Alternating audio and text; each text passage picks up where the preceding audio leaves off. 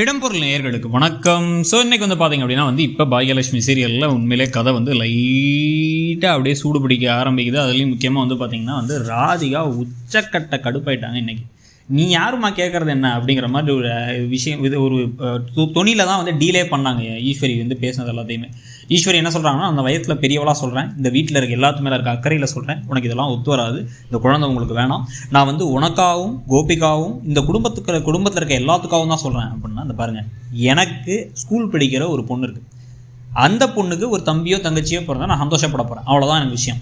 இப்போ இவருக்கு முன்னாடியே கல்யாணம் ஆகிடுச்சு, இவருக்கு 3 குழந்தைங்க இருக்காங்க, இவருடைய குழந்தைங்களை பற்றி மட்டுமே என்னால் யோசிக்க முடியாது. அவங்க என் குழந்தைங்க கிடையாது, அவங்களுக்கு அம்மா ரோலாம் நான் பண்ண முடியாது, ப்ளே பண்ண முடியாது, அதுக்கு இன்னும் தேவையில்லை, அதுக்கு ஆல்ரெடி பாக்கியா இருக்கா அப்படிங்கிறாங்க. அப்புறம் என்ன அப்படின்னா, இல்லை இந்த வீட்டில் தானே நீ இருக்க, இந்த வீட்டில் தானே எல்லாம் இருக்காங்க, நாளைக்கு இனியாவுக்கு ஒரு கல்யாணம் நடக்கணும், ஜெனியுடைய வீட்டிலேருந்து ஏதாச்சும் பேசுவாங்க, அமிர்தா வீட்டில் என்ன நினைப்பாங்க அப்படின்னா, சரி நாங்கள் இந்த வீட்டை விட்டு கிளம்பி போயிடுறோம், அதை தவிர அவங்களுக்கு என்ன பண்ண முடியும், நான் இந்த வீட்டில் நான் இருந்தால் தானே பிரச்சனை அப்படின்னு கேட்டால், இல்லை அதெல்லாம் நீ இப்படி சொல்கிற, ஆனாலும் எங்கே போனாலும் கோபியோட குழந்தைங்க தானே அவங்க, கோபி அவங்க அப்பா தானே, ஸோ கண்டிப்பாக அந்த கேள்வி வரும், அந்த பேச்சு வரும், எல்லாம் வரும், அதெல்லாம் எப்படி தாங்கிக்கிறது அப்படின்னா, நீங்கள் அவங்கள யாரும் நான் தாங்கிக்க சொல்லலை, இது உங்களுக்காக நான் எதையும் பண்ணவும் இல்லை, நான் பண்ணுறது எல்லாமே என்னுடைய நலனுக்காகவும் என் பிள்ளையோட நலனுக்காகவும் தான். இதே நீங்கள் எழில் விஷயத்தில் என்ன சொன்னீங்க, எழில் அமிர்தாட்ட போயிட்டு என்னதான் இந்த நிலா பாப்பா இருந்தாலும் கூட அது எழிலோட குழந்தையாகாது, உங்களுக்குன்னு ஒரு குழந்தை வேணும், அப்போ தான் வாழ்க்கையில் ஒரு பிடிப்பு வரும், அதனால அப்போ தான் உங்களுடைய திருமண வாழ்க்கை பெட்டராகும்னு என்னென்ன வசனம் சொன்னீங்க, அதே தான் நானும் இப்பயும் சொல்கிறேன் உங்கள்கிட்ட,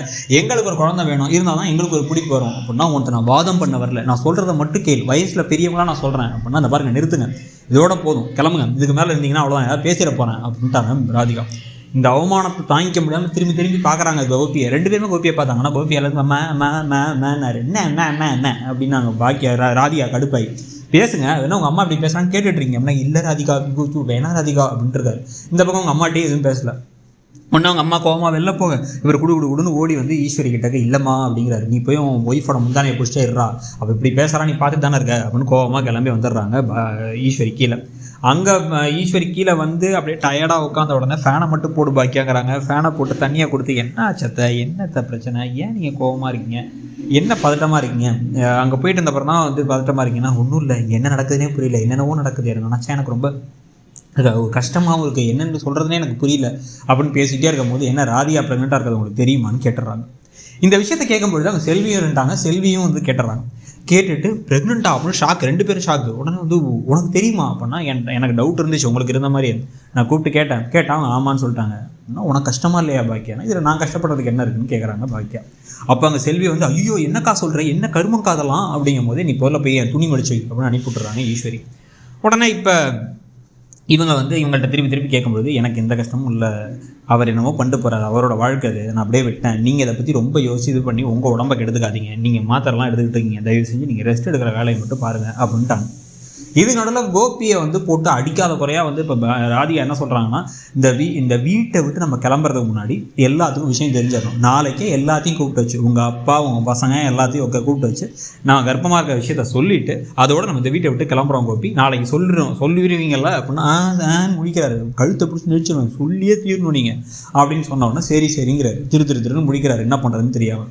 இதில் மாடியில் இருக்க பாக்கியாவும் இவங்களுக்கு செல்வியும் உட்காந்து துணி மடிச்சுக்கிட்டு இருக்க. அப்போ உனக்கு உண்மையாக கஷ்டமாக இல்லையாக்கானா, எனக்கு ஏன் கஷ்டமாக இருக்க போகுது, ஒரு காலத்தில் அவர் திட்டினா வருத்தப்படுவேன், அவர் அவர் சோகமாக இருந்தால் நானும் வருத்தப்படுவேன், அவர் ரொம்ப கோவப்பட்டால் எனக்கு கஷ்டமாக இருக்கும், அவர் சிரித்தா சந்தோஷப்படுவேன், அவரை நினச்சி தான் என் உலகம் சுற்றுச்சு. ஆனால் என்னைக்கு கோபியையும் ராதிகாவையும் அந்த ஹாஸ்பிட்டலில் வச்சு பார்த்தோம், அப்போயே அதெல்லாம் போயிடுச்சு.